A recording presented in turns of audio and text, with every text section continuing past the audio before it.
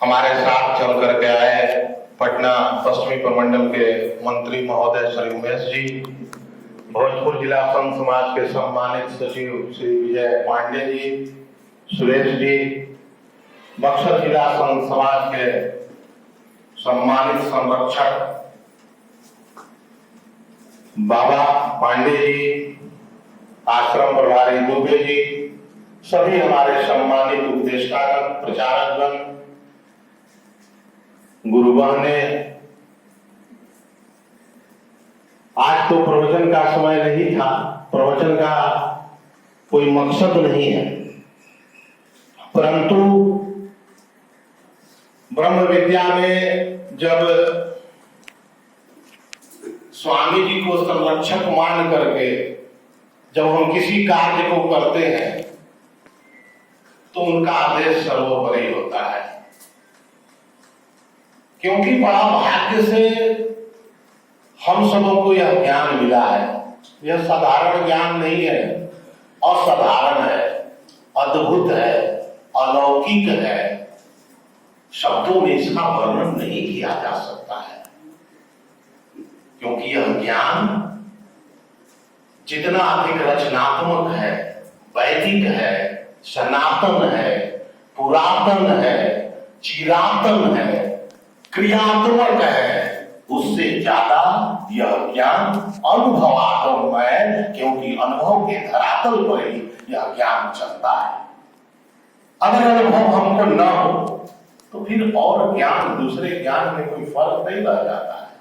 इसमें अनुभव होता है, कोई न कोई सत्ता, कोई न कोई सत्ता अपने अणु परमाणु के द्वारा, अपनी शक्ति के द्वारा अपने अनुयायियों को, केवल अपने अनुयायियों को नहीं, स्वामी जी के बारे में कहा जाता है संपूर्ण विश्व के जनमानस के परम शुभ चिंतन जो आ गए हैं और जिनको अभी आना बाकी है, उनके भी संपूर्ण विश्व के जनमानस के कल्याण की भावना सद्गुरु भगवान रखते हैं, और इसी आधार पर यह ज्ञान चला है।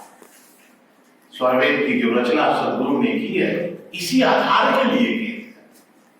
4 वेद हमारे यहाँ पहले से 8 ग्रंथ मौजूद हैं। उन 4 वेदों के बाद भी आवश्यकता हुई स्वर वेद की। इतने ज्ञान संसार में, प्रकृति जगत में पड़े थे, परंतु जैसे ही सदाफल देव जी का आविर्भाव इस तरह धरती पर हुआ तो उन्होंने महसूस किया कि जो ज्ञान अभी तक चल रहा है यहाँ, वह पर्याप्त नहीं है। इससे इतर कोई ज्ञान है जो परमात्मा का ज्ञान है, और उसको हमको इस तरह धरती पर प्रकट करना है। एक कहीं गया नहीं था, यह लुप्त हो गया था, गुप्त हो गया था।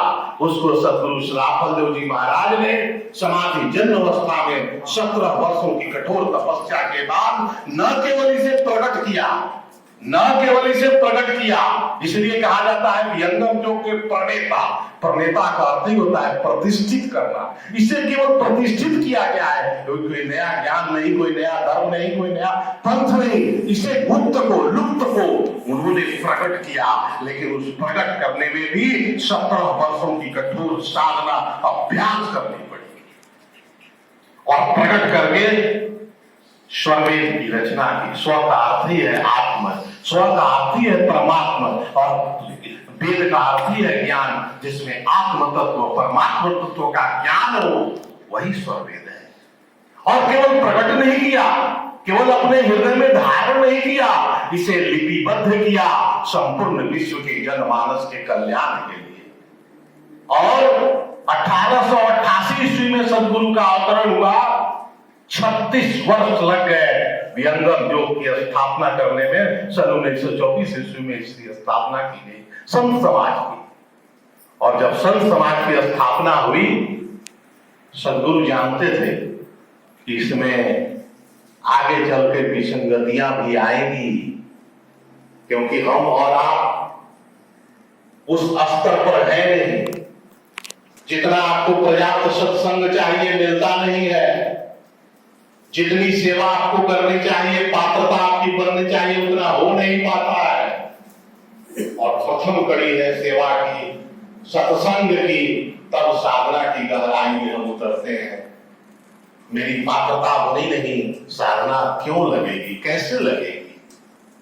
इसलिए अनवरत, निरंतर, नियमित अभ्यास से हम उसे लागू करते हैं और अपने को अनुभव के धरातल पर इसको तोड़ते हैं। क्योंकि संत ने कहा है, स्वर्गीय की वाणी है, आत्म जानन के लिए अन्य करण नहीं काज। आत्म जानन के लिए अन्य करण नहीं काज, आप को जानता सुमिरो पुरुष सका। अपने को ही तोलना है, हम किस स्तर तक पहुंचे हैं, क्योंकि यह ज्ञान तौलने का ज्ञान है। किस स्तर तक पहुंचे हैं, उस स्तर तक पहुंचना है। और सद्गुरु का ज्ञान भी है। आप और हम बहुत भाग्यशाली हैं, बहुत भाग्यशाली हैं, और लोगों से बहुत भाग्यशाली हैं जो सद्गुरु ने हमें यह ज्ञान दिया है। आप लिए नहीं है, सद्गुरु ने आपका चयन किया है, आपको चुना है इस ज्ञान के लिए कि आप इसके लिए अधिकृत हैं। क्योंकि यह ज्ञान सबको प्राप्त होता ही नहीं है, आपको चुना है। मेरी शक्ति कहां है जो हम सद्गुरु को खोज लेंगे? सद्गुरु ने आपका चुनाव किया है, चाहे वह उपदेष्टा के माध्यम से, चाहे वह प्रचारक के माध्यम से, आपका वह चुनाव किया है। क्योंकि आपको तो वह देखता नहीं, वह तो जीव को देखता है ना। दया करे सब जीव पर, नीच ऊंच नहीं जान। वह नीच ऊंच नहीं देखता है, आपके जीव को देखता है और तब खोजता है यह जीव विहंगम योग के ब्रह्म विद्या के लायक है। इसलिए आप और हम सौभाग्यशाली हैं कि हमारा और आपका इसमें चयन हुआ है। और जब चयन हुआ है तो गर्व से कहिए, स्वाभिमान